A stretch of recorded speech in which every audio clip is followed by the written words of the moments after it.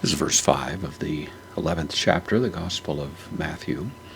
Jesus has been approached by disciples of John the Baptist, who of course is languishing in prison, probably waiting for some sort of dramatic release with the power of Messiah being unleashed.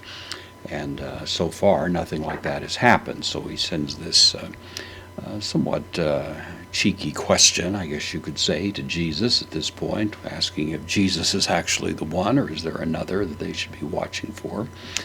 Jesus' response to these disciples is to go and convey to John, there in prison, the external evidence of what they actually see. And he gives a series of these rather astonishing proofs that he is indeed the Christ that's been anticipated. These are roughly taken from Isaiah chapter 51, or 61 rather, with a little bit of an adjustment along the way. But we have taphloi. This is an adjective. It means a blind person, used substantively here. Blind men, therefore, the masculine plural nominative, blind men, anablepsusen.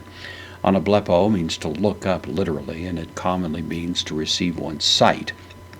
So the blind receive their sight, third person plural, present active indicative. Kai, the connective. Koloi. Koloi means lame or cripple. This is again a substantive adjective. The lame, the cripple, and so on. Peripatusen, third person plural. Present active indicative of peripateo, which means to walk, so the lame walk. Leproi, this is again a substantive adjective of the lepers. Katharizontai, again in the present, this is passive, so katharizo means I cleanse. The passive here, I am cleansed, third person plural, present passive indicative, the lepers are cleansed. Kai kophoi, kophoi means deaf. This is again a substantive adjective, akuusen, from akuo, I hear. So third person plural, present active indicative, they hear. Kai. Nekroi, the dead, substantive adjective, agerontai, from agero, I raise up.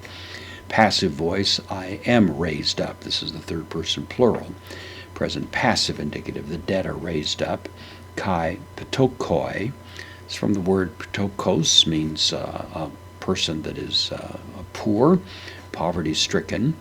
Euangelidzontai, from euangelidzo, it means I preach the gospel, and the passive, the gospel is preached to me, and so this is the poor have this good news preached to them. And so all of these, of course, are going to be the evidences.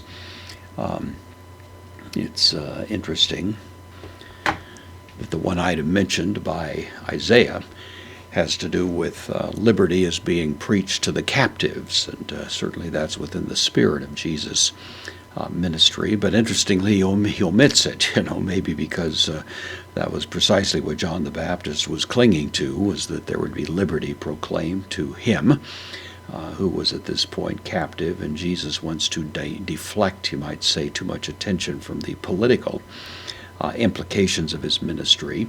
And so he actually doesn't mention that directly in the series of proofs that he gives here, but certainly there's sufficient representation of these great miraculous deeds Jesus was doing to prove and to convince any fair-minded person that he indeed was coming as the very one, the predicted Messiah.